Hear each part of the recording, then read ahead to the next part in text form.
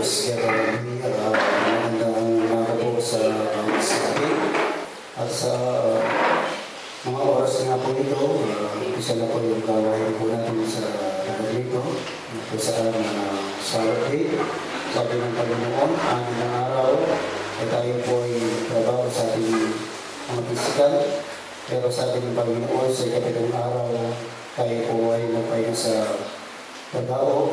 Ito po yung ating purihin, paralan, at itaas ang ating Panginoon sa oras natin ito.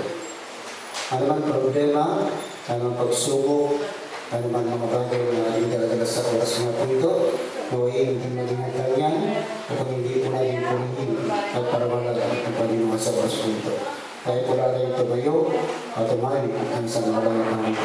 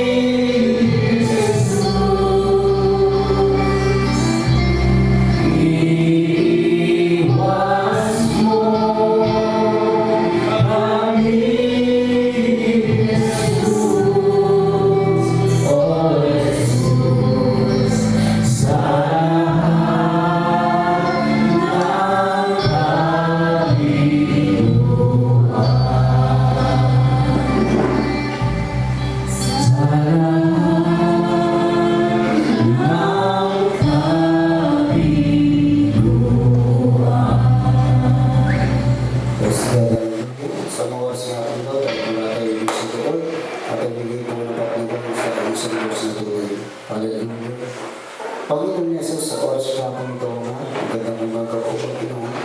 Patuloy po kami nagpupuli, Panginoon, na magpapasalamat, na sumasamba sa iyong dakilat makapangyarihang pangalan, Panginoon. Nagilang Diyos sa oras na po ito, kung saan mga kami nasumpukan ng kasalan, kamali, nakakuha Panginoon o Diyos, hindi ka lutubod siya para araw. Maging nasa bita man na ngayong pangalan. Ito mangyari si Diyo, hindi Panginoon. Maging na Diyos na yan, po Panginoon namin pagkukulang sa iyo. Panginoon, walang kaasa na kami, Panginoon, gawin, di ba po namin na hindi ng kapatid. Panginoon, nagsusumamo po kami na papakumbaba sa iyong mga paraan. Panginoon, patawarin po rin ang bawat alam. Panginoon, kami rin po, Panginoon, ay nagpaparili sa lahat ng aming karamihan na yung puso at kaisipan sa dugumban ng umahos-sus ng kalbalan. Upat sa oras nga po ito, may marapatin mo kami, maging kaaya-aya na ayon po ay nawalang kapintasan sa ibang nakaalam. Upat sa oras nga po ito, kagilang Diyos, malaya akong makakilos sa aming kalagitnaan.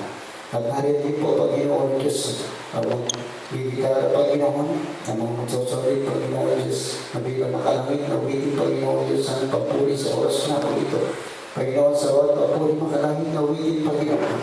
Kagilang Diyos, inaanyahan po namin, Panginoon, ng walang pasensya. Nayakapin mo po bawat mga anak mong narito, Panginoon. At narin din po, Kagilang Diyos, ang testimony, ang pagbibigay, lalong-lalo na Panginoon Diyos na magdadala na iyong isa. Panginoon, sa bawat tunay gawain, Panginoon, sa bawat mga likod mong itatayo, Panginoon, kaya sa pangunahan mo, Panginoon, na ikaw siyang patuloy na may taas at patuloy, Panginoon, na Diyos mapuli sa aming apong mga buhay.